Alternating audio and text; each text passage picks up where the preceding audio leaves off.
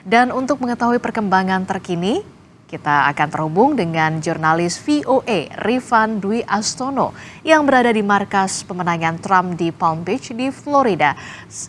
Selamat pagi waktu Indonesia. Rifan, seperti apa situasi di sana setelah pemilihan Pilpres Amerika Serikat sudah berlangsung? Adisi, saat ini memang suasana di sekitar markas pemenangan Donald Trump yang berada di belakang saya ini, gedung serbaguna namanya Palm Beach County Convention Center di Florida. Lokasinya hanya 15 menit berkendara dari kediaman Trump di Mar-a-Lago. Sudah mulai banyak pendukung Trump yang berdatangan untuk masuk ke dalam arena untuk bergabung tentunya dengan Donald Trump untuk menyaksikan penghitungan suara hasil Pilpres 2024. Kami sampai saat ini masih menunggu kepastian tentang kapan persisnya pada pukul berapa Donald Trump akan datang ke gedung di belakang saya ini untuk bergabung dengan para pendukungnya, dengan tamu-tamu dan hadirin yang ia undang untuk ikut merayakan Pilpres ini dan menyaksikan penghitungan suara. Tapi memang saat diwawancara oleh wartawan tadi siang setelah ia memberikan atau menggunakan hak pilihnya di TPS di Florida ini, Trump sempat mengatakan kepada awak media bahwa ia biasanya akan datang ke lokasi markas pemenangan pada malam pemilu sekitar pukul 10 malam atau sekitar 11 malam waktu setempat. Dan di sekeliling saya tentunya tadi juga di belakang pagar yang ada di sebelah kanan saya, mungkin untuk penonton tidak bisa melihat pagar kawat yang ada di sebelah kanan saya ini.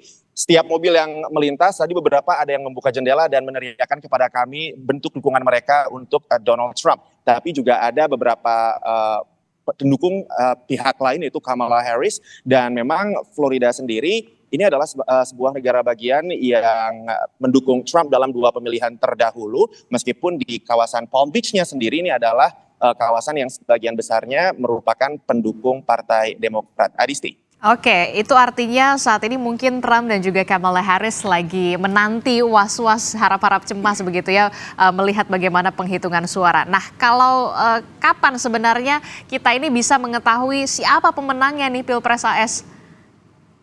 Ini sesuatu yang sulit untuk dijawab saat ini, karena sebetulnya sekarang TPS-TPS yang ada di negara bagian di pantai timur Amerika Serikat baru saja ditutup pukul 8 malam tadi, dan nantinya negara bagian yang terletak di sisi barat Amerika, karena kita ada 4 zona waktu di mainland atau di daratan utama Amerika Serikat ini, sehingga nanti yang satu persatu mulai ditutup.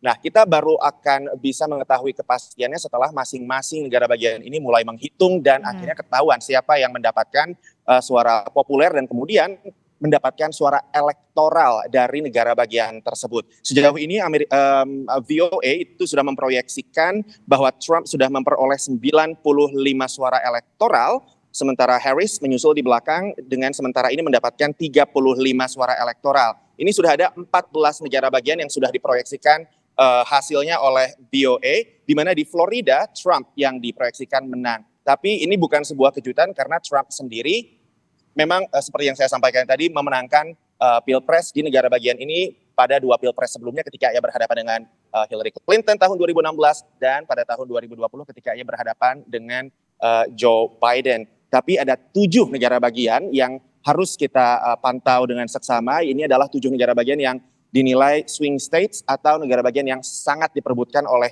Harris dan Trump karena suara mereka masih saling susul-menyusul ketika dalam jejak pendapat terakhir, sehingga suara siapapun yang memenangkan 7 negara bagian ini itu akan mendapatkan keunggulan dan membuat mereka semakin dekat ke kursi di kepresidenan di Gedung Putih. Nah, kapan persisnya kita akan tahu?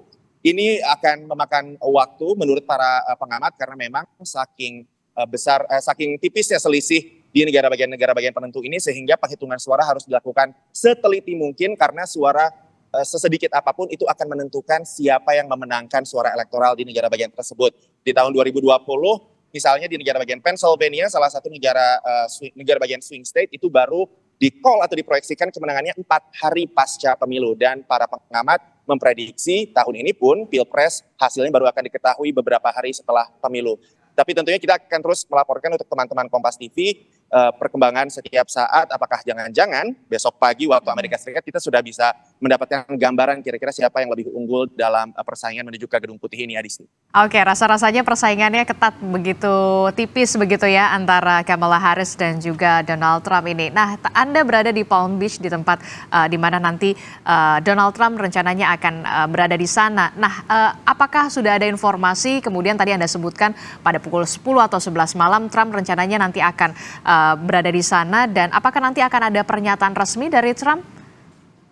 Ya, sejauh ini yang kita ketahui adalah bahwa Trump akan datang ikut nobar di markas pemenangannya pada malam pemilu ini, dan informasi yang kami terima juga tim VOA mendapatkan informasi bahwa Trump dijadwalkan akan memberikan pidato di dalam. Tapi kita belum tahu apa isi pidatonya, apakah ia akan menyatakan kemenangan walaupun menurut para pengamat penghitungan suara tidak akan mungkin selesai pada malam hari ini juga, atau ia akan menyatakan bahwa sabar kita tunggu dulu hasilnya, atau mungkin ia akan memberikan pernyataan yang lainnya lagi yang kita tidak tahu apa. Tapi yang jelas Trump sendiri dalam beberapa kesempatan terakhir termasuk tadi siang saat di doorstop atau diwawancara oleh wartawan setelah ia mencoblos di TPS-nya, ia sempat mengeluhkan durasi penghitungan suara hasil pilpres yang memang dia anggap lama. Ia 2 kali setidaknya yang saya ingat tadi di TPS dan juga 2 hari yang lalu ketika ia berkampanye di Pennsylvania mengatakan bahwa seharusnya penghitungan suara itu harus selesai atau sudah bisa diketahui hasilnya pada pukul 10 malam pada malam pemilu. Tapi ini oleh para pengamat dianggap sebagai sesuatu yang tidak mungkin dilakukan dengan alasan seperti yang saya sampaikan tadi bahwa mekanisme penghitungan suara itu kompleks karena pemilu di Amerika ini bukan hanya pilpres saja, pada hari ini juga para pemilih harus memilih anggota Kongres, intinya anggota legislatif, kemudian ada referendum kebijakan yang harus di voting. Jadi penghitungan suaranya ini berlapis dan juga panjang sehingga sepertinya tidak memungkinkan untuk kita ketahui hasilnya malam ini. Tapi kita nanti akan pantau apakah Trump akan memberikan pidato kemenangan atau pidato dengan isi lainnya, Adisti. Oke, kita akan pantau terus soal penghitungannya dari Indonesia. Nah, terakhir, Rifan, apa sebenarnya kata diaspora Indonesia yang kemudian ikut memilih dalam Pilpres kali ini?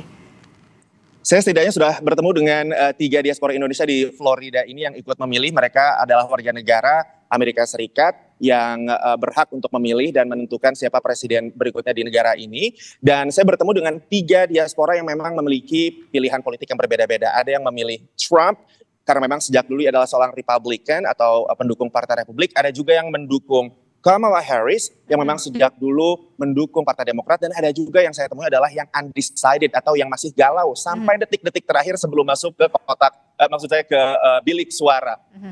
Dan memang alasan mereka berbeda-beda. Yang mendukung Trump karena ia merasa bahwa perekonomian di bawah pemerintahan Trump dulu bagus, kemudian ia juga mendukung isu imigrasi yang kebijakannya lebih tegas di bawah Trump. Sementara yang mendukung Kamala Harris, ia merasa bahwa ini saatnya Amerika memiliki presiden perempuan pertama. Dia sempat mengatakan bahwa Indonesia saja yang merdeka lebih baru daripada Amerika sudah punya Megawati Soekarno Putri sebagai presiden. Ini saatnya Amerika juga punya presiden perempuan. Sementara yang undecided ketika saya tanya tadi, akhirnya ia mengatakan bahwa ia memilih Kamala Harris, tapi ia mengatakan bahwa kedua kandidat dalam Pilpres kali ini, baik Kamala maupun Donald Trump, itu dua-duanya bukan kandidat yang sempurna, yang ia harapkan, bukan kandidat yang ideal. Jadi memang suaranya sangat beragam di kalangan diaspora Indonesia dalam Pilpres kali ini, Adisti. Oke, baik, kita akan tunggu dan juga kita akan pantau terus perkembangannya dari sana. Terima kasih jurnalis VOA Rifan Dwi Astono melaporkan. Terima kasih, selamat bertugas.